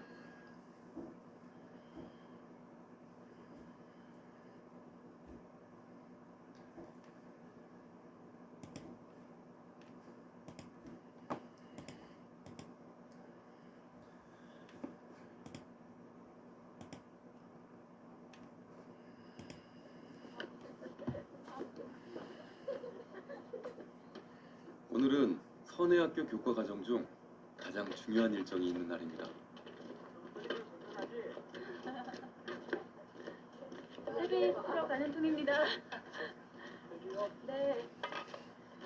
저희가 생체 화장실 짓기 전에는요, 간이 그 생체 화장실을 만들어서 썼었어요. 그 통이에요. 네. 네, 그렇습니다.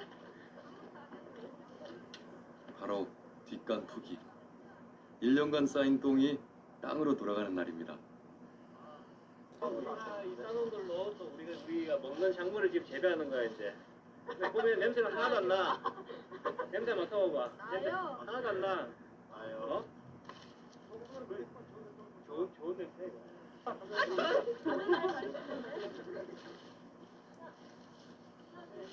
자신의 똥과 정면으로 마주한 아이들은 일단은 현실을 외면하지만 곧 자연스러워졌습니다. 저도 어디서 쌌냐? 어디서 쌌어? 저도 밖에서. 다 가져온 거야. 아, 진짜요? 진짜요? 밑에 있는 사람 몸속에서 배출된 똥이 퇴비가 되고 그렇게 기른 작물을 다시 우리가 먹습니다. 이 과정에 어떠한 인공적인 장치도 필요하지 않습니다. 아이들은 자연순환의 이치를 온몸으로 경험합니다. 올해는 진짜 우리가 이 쌍똥으로 만든 장구를 이제 보고 이제 갖다 놔라. 보는 거야. 내가 한번 갈게. 자, 이제 그만할래요? 어? 자, 삽질 교대. 인경 할래? 없다운 나이. 해보실래요? 해볼게. 해보세요. 그럼 먼저 하고 보통은. 아, 진짜 가고 싶어.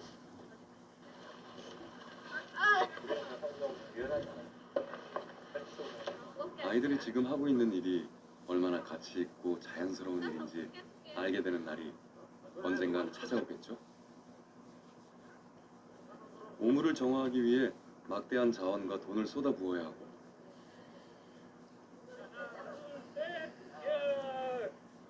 그 과정에서 얼마나 많은 생명들이 희생당하고 있는지 이제껏 어른들이 살아온 삶의 방식이 얼마나 이기적이고 인위적이었는지 깨닫는다면 그래서 그때 아이들이 왜 그랬느냐고 묻는다면 우리는 뭐라고 대답해야 할까요?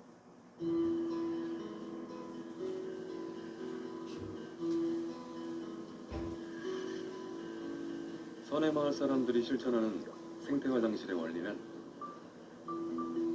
똥에 왕겨와 미생물 요소인 EM을 뿌려 1년간 발효시킵니다.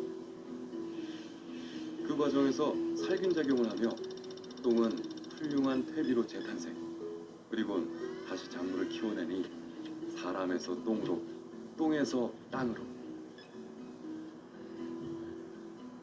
그리고 다시 사람으로 자연스럽게 순환되는 이치를 따르고 있는 것입니다. 선의 마을 생태화장실은 우리가 어떻게 살아야 하는지 묵묵히 알려주는 깨달음의 공간입니다.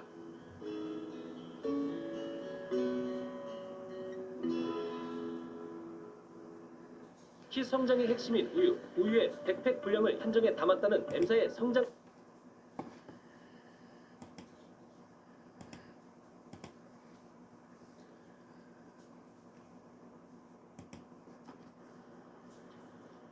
서울 양천구의 아파트 단지 사이 310제곱미터 남짓한 공간에 샌드위치 패널로 지은 낡은 조립식 주택들이 다닥다닥 붙어 있습니다. 모두 9세대로 대부분 80세 이상의 어르신 10여 명이 거주하고 있습니다. 집안엔 화장실이 없어 공용 화장실을 써왔습니다. 그런데 4년 전 공용 화장실이 있던 땅을 누군가 매입하면서 화장실이 사라졌습니다. 이곳이 원래 화장실이 있던 자리인데요. 지금은 보시는 것처럼 변기만 남아있고 또 접근할 수 없도록 아예 울타리까지 쳐져 있습니다. 공용 화장실이 사라진 뒤 어르신들은 4년째 상가 화장실을 전전하고 있습니다. 그전에는 저거 친업으로 댕기고 병원으로 댕기고 그랬는데 상들 많이 해 여기 사람들. 이마저도 300m 넘게 떨어져 있어 거동이 불편한 어르신들은 요강을 사용하고 있습니다. 옛날 70년대 집 스타일로 그대로 살아요. 여기 호강에다 사는 사람도 어디가 있어요. 여기 양천군데요가. 여러 차례 민원을 제기했지만 관할구청은 화장실을 만들 공간이 마땅치 않다며 해결책을 내놓지 못하고 있습니다. 소규모 어린이 공원이 있어요. 기존에 있는 어린이 놀이시설을 빼야 된대요.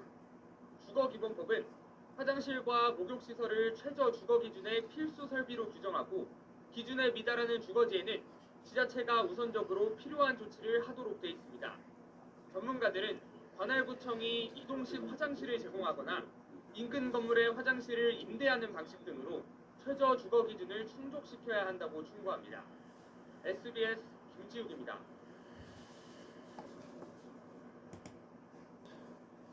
전주의 한 상가 여자 화장실에 잠입해 불법 촬영을 한 20대가 경찰에 붙잡혔습니다.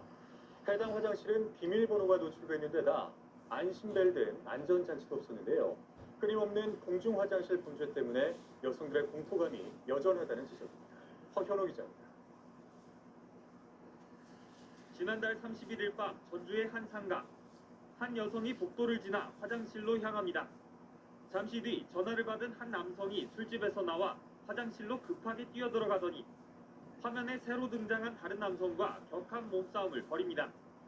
여자 화장실에 침입해 불법 촬영을 하던 남성이 피해자 지인에 의해 적발된 겁니다. 가해자는 휴지 뭉치를 이용해 휴대전화를 가린 뒤 화장실 아래틈을 이용해 불법 촬영을 시도하다 적발됐습니다.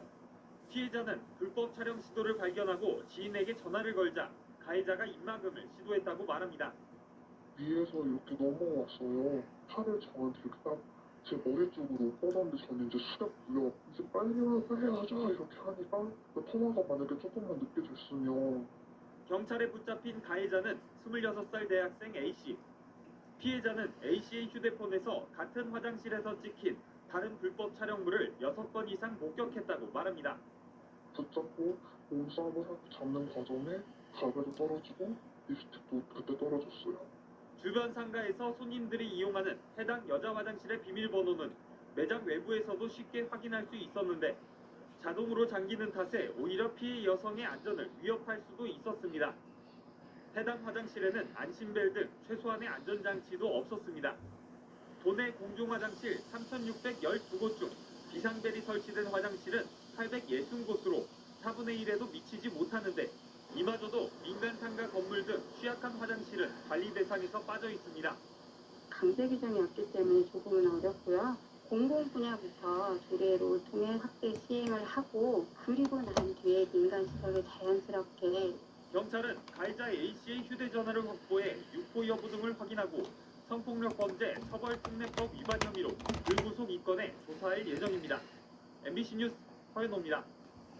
죽을 때까지 피부 시술 하나만 받을 수 있다.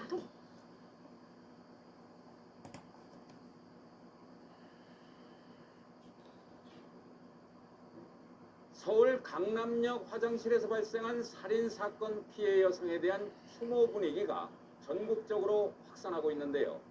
그러나 법적인 맹점 때문에 정부나 자치단체 차원에서 민간 화장실에 대한 방범 대책은 아직 마련되지 못하고 있습니다. 그 실태를 서주섭 기자가 취재했습니다. 서울 강남역 화장실 살인사건 피해 여성에 대한 추모와 대책을 요구하는 목소리가 전국적으로 확산하고 있습니다. 대전의 한 온라인 여성 모임이 대전 도시철도 시청역 출구에 추모 공간을 마련했다가 자진 철거한 뒤에도 헌화와 추모글 게시가 이어졌습니다. 열악한 화장실이 위치한 건물일수록 방범 상태도 허술합니다. CCTV도 없는 경우가 많습니다. 건물을 지은 지 오래된 원도심의 경우 상황이 더 심각합니다. 술김에 범행을 저지르는 사람도 있고 그래가지고 술집 같은 데 가서 화장실 혼자 갈 때는 좀 무서워가지고 친구들 다 같이 데리고 가는 편이에요. 대전시가 유원지나 공원 등에 있는 공중화장실 425곳에 대해 조명 상태를 긴급 점검하기로 했을 뿐 자치단체나 경찰 차원의 민간 건물 화장실 대책은 아직 없습니다. 일반 상가 화장실은 남녀 분리를 강제할 수 없는 법적인 맹점도 있습니다. 시설물에 대한 안전 이런 부분은 조금 차원이 틀다 보니까 행정자치부가 민간 건물 화장실을 개방 화장실로 바꿔 자치단체가 관리하는 방안을 모색하고 있지만 대상이 제한적인 데다 너무 뒤늦은 대응이라는 비난이 거셉니다. 여성들이 일상에서 불안함을 느끼는 건 많은 정책이든 영역에서 호소를 했는데 이제서야 뒤늦게 이제 화장실의 공중화장실 문제를 접근하는 것은 여성들은 여전히 불안과 불편, 불쾌함을 견디며 공용 화장실을 이용할 수밖에 없는 형편입니다. MBC 뉴스 서주석입니다.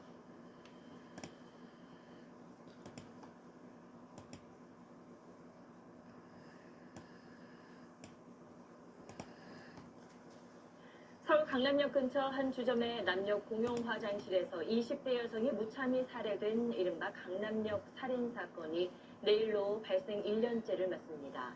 큰 충격과 함께 여성 혐오 논란이 일었고 남녀 공용 화장실 문제에 대한 각종 치안 대책이 잇따르기도 했죠.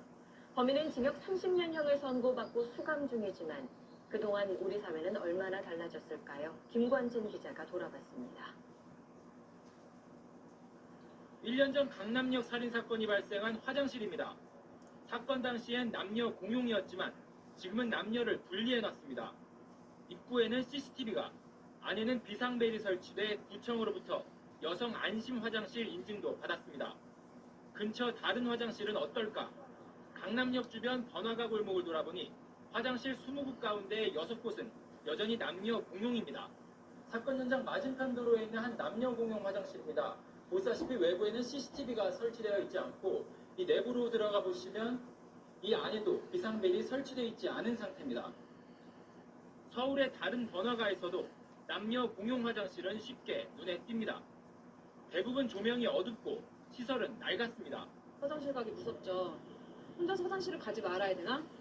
그런 생각도 들고. 하지만 민간 건물의 경우 남녀 화장실을 분리해 설치하도록 강제할 법적 근거가 없는 상태입니다. 범죄 의도를 가진 남성들이 있다면 원천적으로 그 사람들의 접근을 막을 수 있는 그런 기제가 될 수 있습니다. 해결되지 않은 남녀 공용 화장실 문제, 여성들에겐 아직도 불안한 장소입니다. 김관진 기자, 강남역 살인 사건은 사건 자체도 참 충격적이었고 사회에 몰고 온 파장도 참 컸던 사건인 것 같아요. 네, 당시 피해 여성은 23살이었는데요. 일면식도 없는 남성 휘두른 칼에 무참히 살해됐습니다. 그 여성에게 자꾸 무시를 당해 범죄를 저질렀다는 게 범죄 동기였는데 수사기관은 범인을 조현병 환자로 판단했지만 여성단체들은 이 사건을 여성 혐오 범죄로 규정했습니다. 여성들 사이에선 나도 언젠간 범죄의 피해자가 될 수 있다는 공포감이 확산하면서 정부와 지자체가 각종 여성 안전 대책을 앞다퉈 발표하기도 했었습니다. 네, 안전 대책도 확실히 하겠고 또 중요한 건 무엇보다 의식의 변화가 아닐까 싶은데요. 네, 김여사, 김치녀, 된장녀 같은 여성에 대한 편견을 담은 말들이 SNS에서 여전히 아무런 거리낌 없이 마구 사용되고 있습니다. 강남역 사건도 결국 범인에겐 여자가 감히 나를 무시했다는 감정이 깔려 있었는데 이런 성차별적 인식이 결국 살인으로 이어졌습니다. 우리 사회가 여성 혐오 범죄의 존재를 인정하고 성차별을 없애는 쪽으로 나아갈 때 제2, 제3의 강남역 사건을 막을 수 있다고 생각합니다. 네, 잘 들었습니다.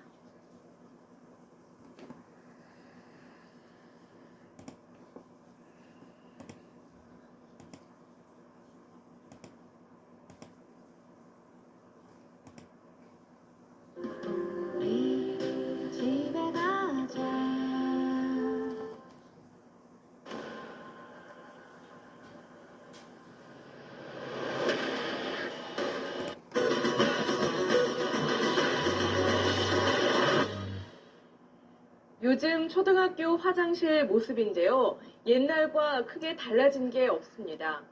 서울시가 학생들을 상대로 조사해보니 학교 화장실에서 가장 바뀌어야 할 걸로 냄새와 이 변기를 꼽았습니다. 쪼그려서 앉아 용변을 보는 변기를 의자처럼 앉는 이런 좌변기로 바꿔달라는 거죠. 화장실 때문에 받는 아이들의 스트레스는 어른들이 생각하는 수준 그 이상입니다. 생생리포트 정성엽 기자입니다. 쉬는 시간 학생들이 화장실로 향합니다. 한 초등학교 여자 화장실에 학교장의 허락을 받아 관찰 카메라를 설치했습니다. 모두 10칸의 화장실 중에 유독 2칸에만 학생들이 몰립니다. 다른 칸이 비어있는데도 발을 구르며 기다렸다가 그 칸을 이용하는 학생도 눈에 띕니다.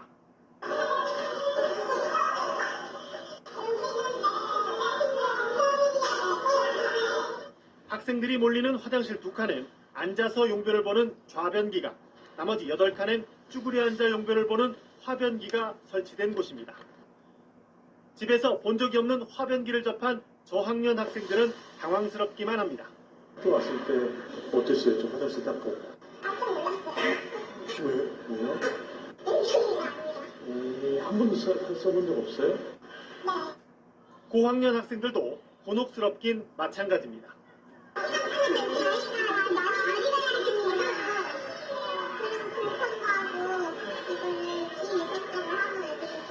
그 1학년 때하고 6학년 때하고 달라진 거 있어요?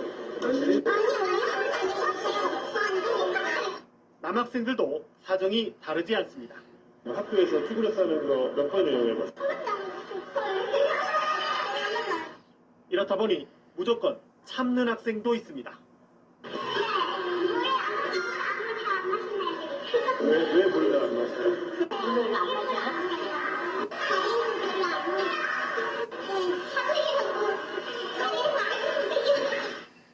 전국 초등학교 화장실 변기 가운데 62%가 좌변기로 조사됐는데 서울 지역의 경우엔 52%만 좌변기여서 전국 평균을 크게 밑돌았습니다.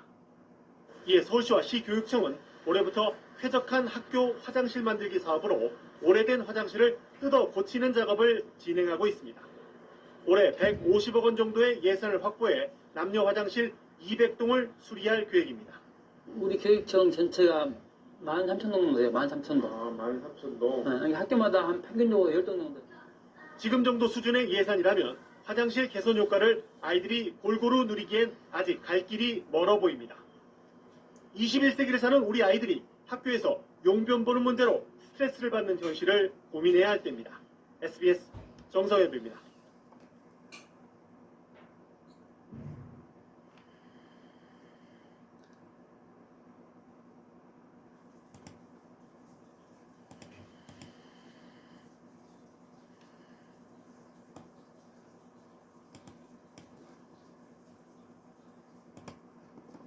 장애 학생을 폭행한 혐의로 구속된 서울 강서구 교남학교 교사가 피해 학생을 화장실에 못 가게 교실에 감금하는 등 추가 학대 정황이 포착됐습니다.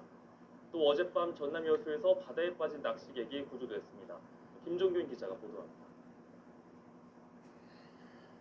경찰이 교남학교의 CCTV를 분석한 결과 장애 학생 2명을 폭행한 혐의로 구속된 담임교사 46살 이모 씨의 추가 학대 정황이 잡혔습니다. 경찰 관계자는 이 씨가 쉬는 시간에도 교실 문을 잠가놨으며 피해 학생은 같은 반 아이들이 보는 앞에서 5차례 소변을 봐야 했다고 말했습니다.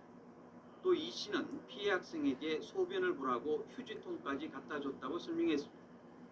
경찰은 이 씨의 범행 동기와 다른 교사의 가담 여부 등을 조사한 뒤 사건을 추가로 검찰에 넘길 방침입니다.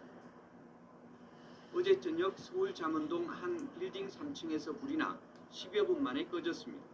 이 불로 500여만 원의 재산 피해가 났지만 다행히 인명 피해는 없었습니다. 여수에서 낚시를 하던 31살 A씨가 다른 선박으로 건너다 발을 헛디뎌 바다에 빠졌습니다. 분명 튜브가 던져지고 해경 구조 요원이 바다로 뛰어들어 무사히 구조했습니다. 저체온증을 호소하던 A씨는 구검병원으로 옮겨져 치료를 받았습니다. YTN 김주균입니다. 경남 지역 학교 여자 화장실에 불법 카메라를 설치한 게 잇따라 적발됐습니다. 범인을 잡고 보니 다름 아닌 해당 학교 교사들이었습니다. 김효경 기자입니다. 경남 김해의 한 고등학교 여자 화장실에서 불법 카메라가 발견된 건 지난달 24일. 경찰이 복도 폐쇄로 TV를 확인한 결과 카메라를 설치한 사람은 다름 아닌 이 학교 40대 교사였습니다. 공교롭게도 학생 주임인 이 교사가 청소 노동자로부터 신고를 받아 이 카메라를 건네받았습니다. 이 학생 주임은 카메라 속 이동식 저장 장치를 버린 뒤에 교장에게 카메라를 전달했습니다. 학교에서는 따로 말씀드리고는 없다고 하시고. 경찰은 이번 건 외에 이전에도 여러 차례 불법 카메라를 설치한 정황을 발견했고 이 교사의 휴대전화에서도 불법 촬영물을 확보한 것으로 전해졌습니다. 이 교사의 이전 근무지에서 유사 사례가 있는지도 수사하고 있습니다. 설치한 지한 10분 정도 만에 그걸 발견이 됐거든요. 지금 우리가 지방청에 보내놨기 때문에 아직 결과를 보고 수사를 더 진행해야 될 것 같습니다. 지난달 26일 경남 창녕의 한 중학교 여자 교직원 화장실에서도 불법 카메라가 발견됐습니다. 경찰 수사가 시작되자 사흘 뒤 경찰에 자수한 사람 역시 이 학교 30대 교사였습니다. 두 교사 모두 호기심에 범행을 저질렀다고 진술했습니다.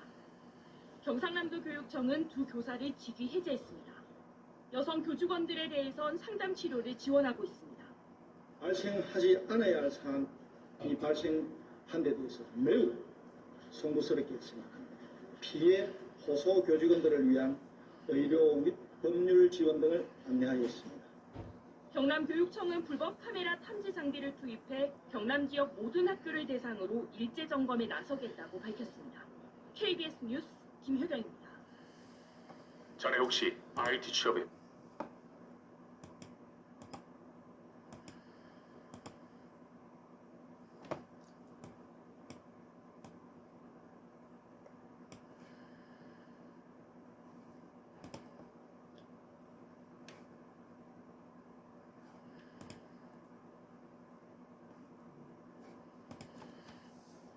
안타까운 소식 전해드립니다. 초등학교 6학년 학생이 학원에서 수업을 받다가 화장실에 간다고 나간 뒤 숨진 채 발견됐습니다.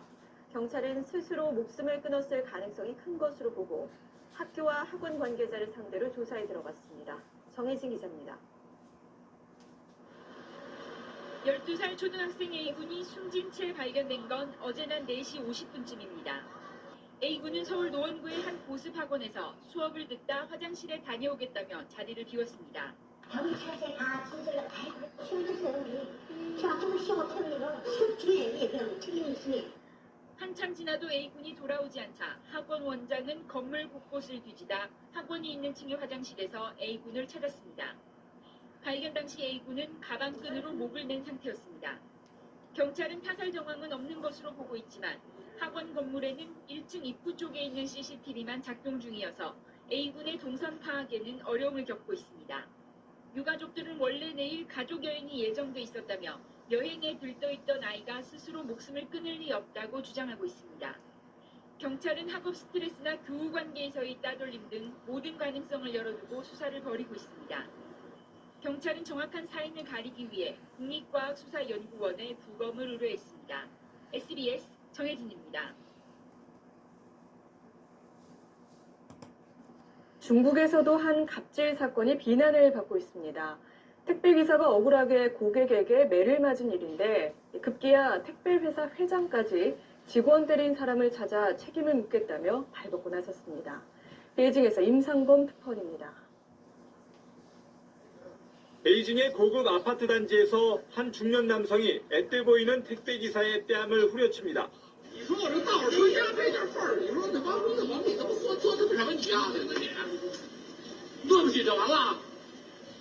택배기사의 3륜차와 길을 막고 있던 승용차 간에 접촉사고가 나자 다짜고짜 택배기사에게 분풀이를 한 겁니다. 택배기사는 저항도 못한 채 맞기만 합니다. 因为呢那边路很窄，那边也停着私家车，有人奔驰、宝马的奥迪，我不敢开快了，开快了把那边车扒了也是麻烦事儿。 동영상을 본 누리꾼들이 부글부글 끓어올랐습니다. 급기야 택배회사 오너까지 나섰습니다. SNS에 실명으로 글을 올렸는데 직원 편에 서서 가해자에게 끝까지 책임을 묻겠다고 약속했습니다. 人家怎么去看待我们这个行业？我怎么面对不了我的员工？ 오너인 왕웨이 회장은 택배기사 출신으로 창업해 중국 1위의 택배기업으로 키워낸 인물입니다. 평소 기업의 최대 자산은 직원이라고 강조해왔습니다. 우수 직원들에게 90도로 허리 굽혀 인사하는 사진이 화제가 되기도 했습니다. 택배기사를 폭행한 사람은 여론의 문매를 맞다가 경찰에 체포돼 현재 조사를 받고 있습니다. 베이징에서 SBS 임상범입니다.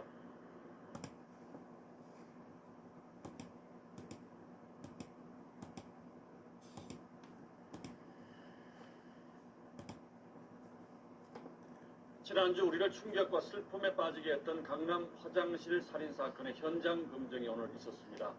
피의자는 희생자에게 미안하다면서도 담담하게 범행을 재현했습니다. 박하정 기자가 그 현장을 다녀왔습니다. 경찰에 체포된 뒤 내내 고개를 숙이고 있던 피의자 김모 씨는 현장 검증을 위해 일주일 만에 다시 찾은 범행 현장에서 처음 입을 열었습니다. 심정은 그냥 감당합니다. 이게 어쨌든 희생이 됐기 때문에 개인적으로는 마음이 좀 미안하고. 경찰은 김 씨가 마네킹을 흉기로 여러 차례 찌르는 등 범행 당시 상황을 특별한 심경 변화 없이 재현했다고 전했습니다. 현장 검증이 진행되는 30여 분 동안 인근을 지나던 시민 수십여 명이 김 씨가 범행 현장인 화장실을 오가는 모습을 지켜봤습니다.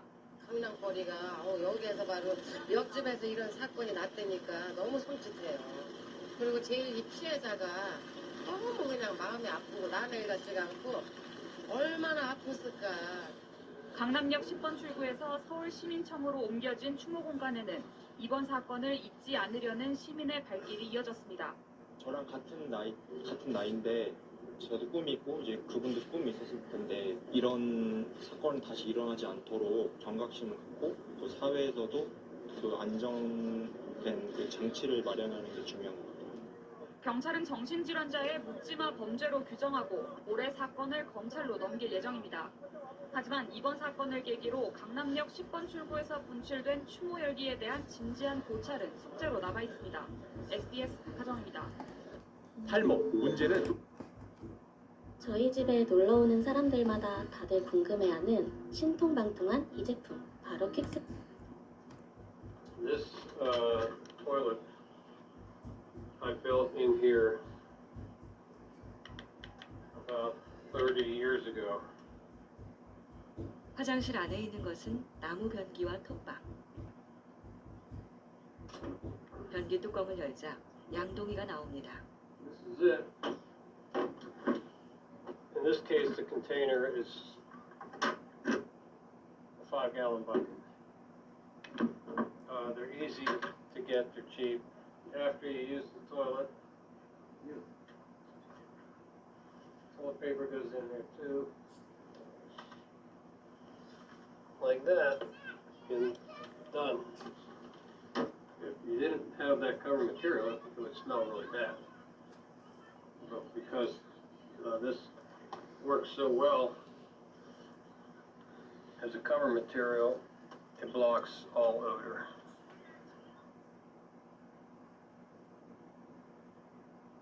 이 톱밥 변기는 아이들의 침실에도 있고 서재 한편에도 놓여 있습니다. 냄새가 나지 않는다는 뜻이겠죠?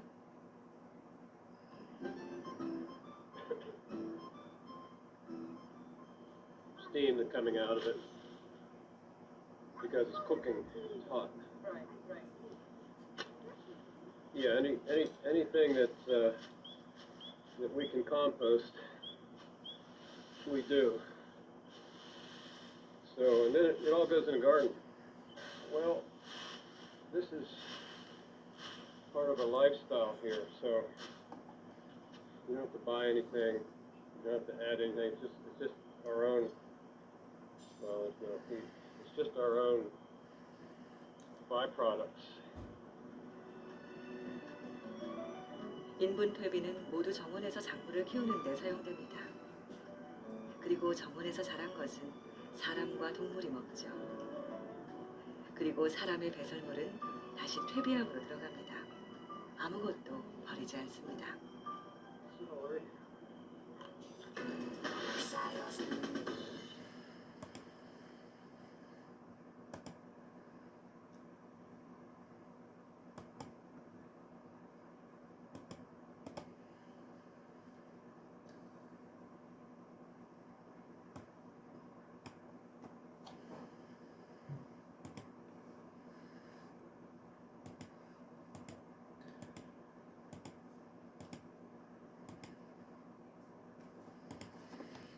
네, 부산 광안리의 한 술집 화장실에서 불법 촬영 피해를 봤다는 신고가 접수됐습니다. 경찰은 가게 주인을 조사하고 있습니다. 이번 일은 20대 피해 여성이 인터넷에 글을 올리면서 알려지게 됐습니다. 술집 화장실을 갔는데 변기에 앉는 순간 무언가 물건이 툭 떨어지는 소리가 났다고 합니다. 동영상이 촬영되고 있는 휴대전화였습니다. 확인해 보니까 그 휴대전화 안엔 가게 사장으로 추정되는 남성이 카메라를 설치하는 모습이 담겨 있었습니다. 불법 촬영하려다가 빠져나갈 수 없는 증거 영상까지 찍혀버린 겁니다. 피해 여성은 곧장 경찰에 신고했습니다. 이 여성은 파출소에서 자신의 신체가 찍힌 영상도 눈으로 확인했다고 당시 상황을 설명했습니다. 경찰은 성폭력특례법 위반 혐의로 가게 사장을 붙잡아 조사하고 있습니다.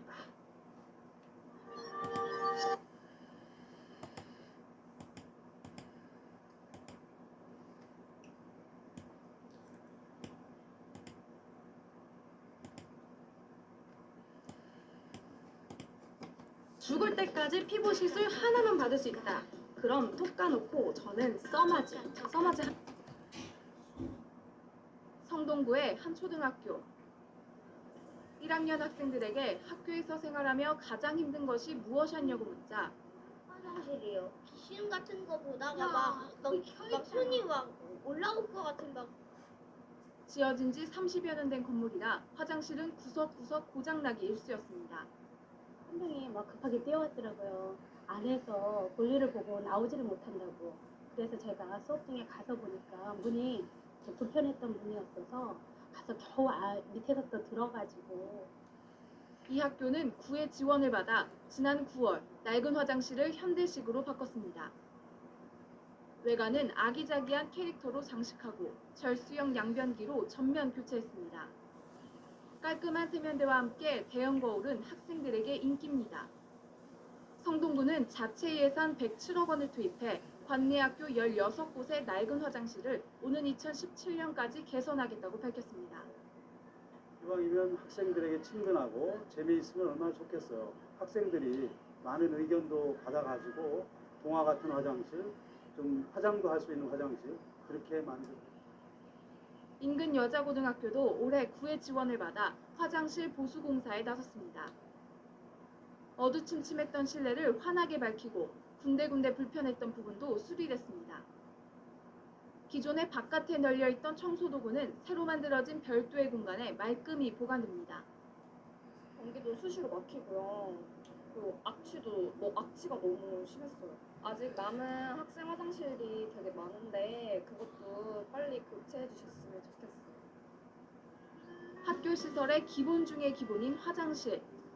학생들에게 쾌적한 공간을 제공하기 위한 성동구와 학교의 노력은 계속됩니다. TBS 공혜림입니다. 아이들이 학교에서 많은 시간을 보내는 공간 중에 하나가 화장실인데요. 서울시가 서울시 내 7개 초중고등학교 학생들을 대상으로 실시한 설문조사에서 학생들의 절반이 학교 화장실에 불만을 느낀다 이렇게 답을 했습니다. 특히 이런 답변이 많았는데요. 굉장히 비위생적이다, 그리고 악취가 난다, 불편하다 이런 불만이 뒤를 이었다고 합니다. 학생들은 이런 요구를 했습니다. 서양식 변기를 늘려주세요. 그리고 신발 주머니를 놓을 선반을 만들어주세요. 그리고 초등학생의 경우에는 세면대가 좀 높기 때문에 세면대를 낮춰주세요 라고 요구를 했는데요. 서울시가 아이들이 꿈꾸는 화장실을 만들기 위해서 시교육청과 함께 쾌적한 학교 화장실 만들기 시범 사업을 진행했습니다. 어떻게 달라졌을까요? 네, 이렇게 달라졌습니다. 전반적으로 화장실 공간이 쾌적해지고요. 학생들의 요구에 맞게 세면대의 높이를 조정하거나 선반을 설치했다고 합니다. 용화여고의 경우에는요, 다소 칙칙했던 화장실이 파스텔 톤으로 밝아졌고요. 또 휴식 공간과 파우더룸까지 만들었다고 합니다. 학생들이 빨리 벗어나고 싶던 공간이 좀 더 머물고 싶은 공간으로 탈바꿈한 것인데요. 서울시는 이번 시범 사업을 시작으로 2018년까지 670여 개 초중고등학교 화장실을 개선하겠다는 계획입니다. 세종시가 시민들이 언제든지 편하게 화장실을 이용할 수 있도록 개방 화장실을 지정해 운영하고 있는데요. 엉뚱하게 초등학교와 중학교가 개방 화장실로 지정돼 있는가 하면 민간 참여는 극히 저조한 것으로 나타났습니다. 보도에 김정석 기자입니다. 세종시 홈페이지에 올라와 있는 개방 화장실 현황입니다. 등록된 화장실 139곳 가운데 14곳이 초등학교와 중학교입니다. 직접 학교로 찾아가 봤습니다.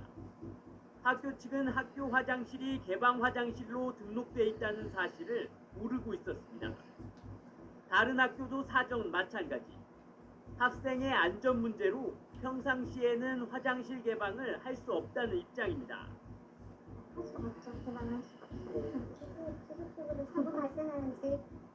운영이 되지 않는데도 세종시는 개방 화장실 현황에는 이상이 없다고 말합니다. 학생들의 안전에는 문제가 없냐는 질문에 이내 학교를 빼고 다시 개재하겠다고 말을 바꿉니다. 15년도가 초등학교는 하고 지금 한 19년 시점에서 개최를 해가지고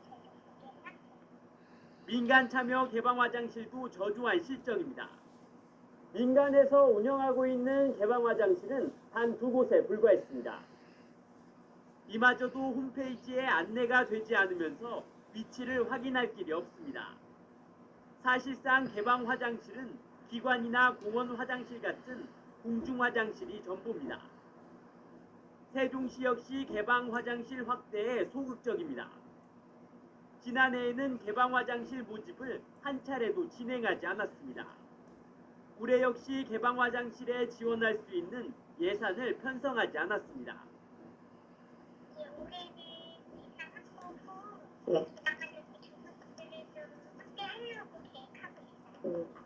엉터리 안내에 민간 참여 저조까지 개방 화장실 제도가 유명 무실해지고 있습니다. TV로드 뉴스 김장섭입니다.